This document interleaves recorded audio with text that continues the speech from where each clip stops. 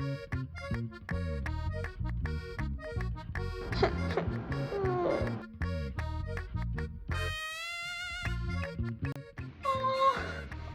மூடிட்டே நடந்தா இப்படிதான் ஆகும்.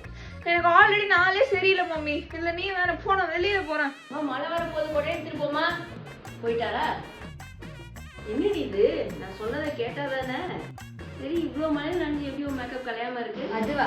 That's because I start my makeup with Faces Canada Stroke Fixer. It is specially formulated to ensure that the makeup stays in place without drying, smudging or creasing. And it gives a shimmery glow finish. And next step, I use Faces Canada's Hydra Matte 3-in-1 foundation.